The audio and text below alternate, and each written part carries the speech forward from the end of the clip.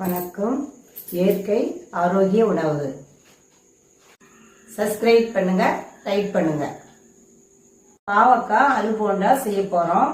பிள்ளைங்களுக்குலாம் இதை பாவக்காய் அலுபோண்டா செஞ்சு கொடுத்தா நல்லா சாப்பிடுவாங்க. அந்த பாவக்காய் தனிப்பட்ட முறையாக செஞ்சு கொடுத்தா கசப்பு தன்மைன்றதுல பிள்ளைங்க எல்லாம் சாப்பிட மாட்டாங்க. தேவையான பாவக்காய், வெங்காயம், கொத்தமல்லி, கருவேப்பிலை,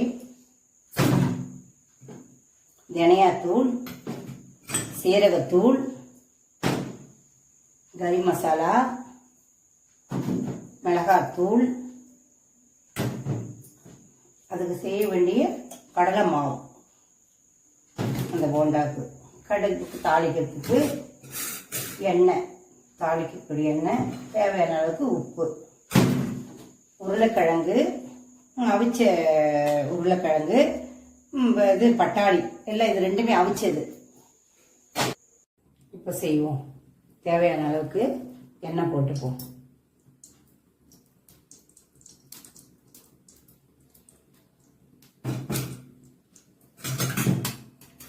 கடுகு, அடுத்தது கடுகு போட்டுப்போம். கடுகு வெடிச்சாலும் வெங்காயம் போட்டுப்போம்.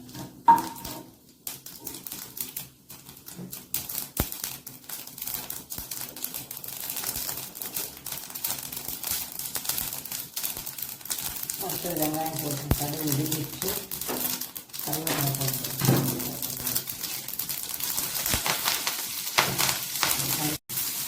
கடுகு பொரிஞ்சிச்சு. இப்போ வெங்காயம் போட்டு நம்ம தாளிப்போம். வெங்காயம் போடுவோம். வெங்காயம் கொஞ்சம் வதங்கினதும்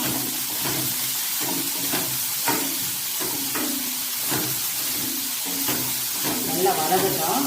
இது கொஞ்சம் நல்லா வதங்கின பிறகு அதுக்கு தேவையான பொருட்கள் தான் நம்ம போட்டுப்போம்.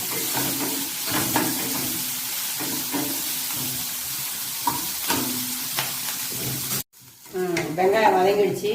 இப்போ அடுத்தது பாவக்காய் போட்டு நம்ம வதக்கிடுவோம். பாவக்காய் போட்டு வதக்கிடுவோம். நம்ம வெங்காயமும் பாவக்காவும் நல்லா வதக்கி எடுத்தாச்சு. அடுத்தது இப்போ இதுக்கு போட வேண்டிய பொருட்கள் என்னென்னா சீரகப்பொடி, தனியா பொடி,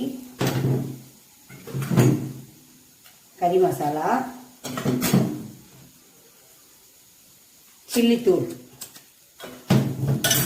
தேவையான அளவுக்கு உப்பு. இப்போ இதை வதக்கிப்போம். வதக்கிட்டு அதுக்கப்புறம் தான் இதை சேர்க்கணும்.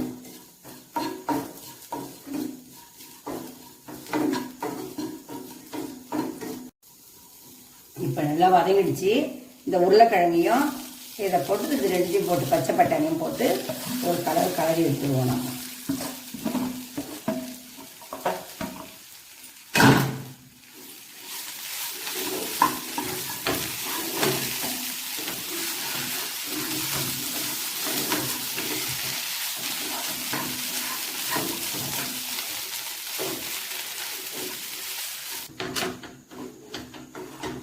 கலந்தாச்சு. சின்ன சின்ன உருட்டையாக பிடிச்சி வச்சாச்சு உருட்டையை. அப்புறமேட்டு இப்போ இந்த கடலை மாவுக்கு தேவையான பொருள் இப்போ நம்ம சேர்க்கணும். பெருங்காயத்தூள், தேவையான அளவுக்கு பெருங்காயத்தூள், தேவையான அளவுக்கு சீரகத்தூள், சில்லித்தூள், அதுவும் தேவையான அளவு தான். உப்பு, நம்ம தேவையான அளவு உப்பு.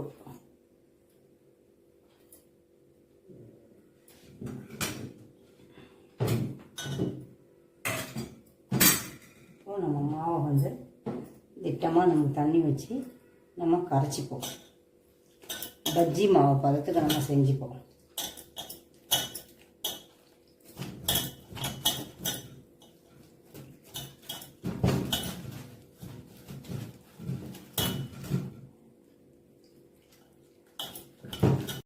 அலுபோண்டாவுக்கு மாவு கரைச்சாச்சு.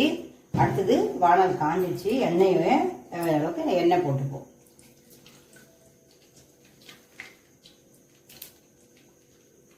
எண்ணெயை போட்டுட்டு இந்த உருண்டையை ஒவ்வொரு உருண்டையாக இதை தெளித்து போடணும். கொஞ்சம் எண்ணெய் காயணும். எண்ணெய் காஞ்ச பிறகு நம்ம போட்டுக்கலாம். எண்ணெய் காயட்டும். எண்ணெய் காஞ்ச பிறகு போடணும். இப்போ எண்ணெய் காஞ்சிடுச்சு. இப்போ இந்த உருண்டைகள் எல்லாம் இதில் போட்டு துவைச்சி நம்ம போடுவோம்.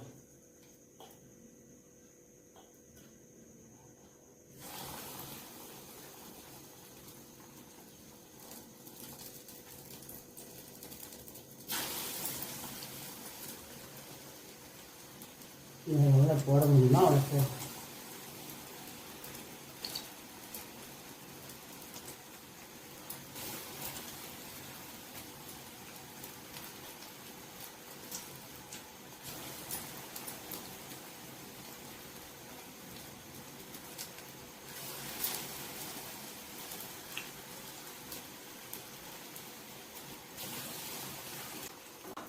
சலசலப்பெல்லாம் அடங்கிடுச்சு.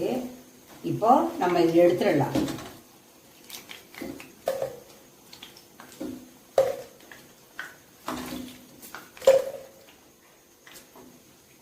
குழந்தைங்களாம் நல்லா விரும்பி சாப்பிடுவாங்க. நீங்கள் செஞ்சு கொடுங்க, குழந்தைங்க விரும்பி சாப்பிடுவாங்க.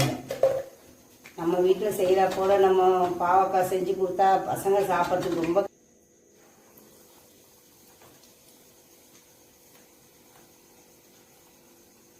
இது செய்யறது குழந்தைங்களுக்காக தான்.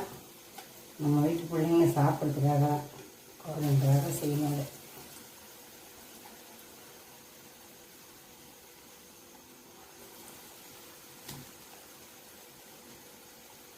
ரெடி ஆயிடுச்சு. இப்போ இதை எடுத்துடலாம். ரெடி ஆயிடுச்சு. குழந்தைங்களுக்காகவே தான் இது செய்யறது, பிள்ளைங்களுக்காக தான். என்ன சாக்லேட்லாம் சாப்பிட்டுட்டு பசங்க அவங்களுக்கெல்லாம் ரொம்ப வயிற்று வலிடுவாங்கல்ல, இது சாப்பிட்டா அவங்க அந்த பூச்சி வயிற்றுல இருக்க பூச்சிங்கெல்லாம் கூட கொஞ்சம் வெளியேறும். அவங்களுக்குலாம் வயிற்று வலிலாம் இல்லாமல் இருப்பாங்க. குழந்தைங்க அவசியம் சாப்பிட்ணும். குழந்தைங்களுக்காகவே இதை செய்யறது. நீங்கள் அவசியம் செஞ்சு கொடுக்கணும்.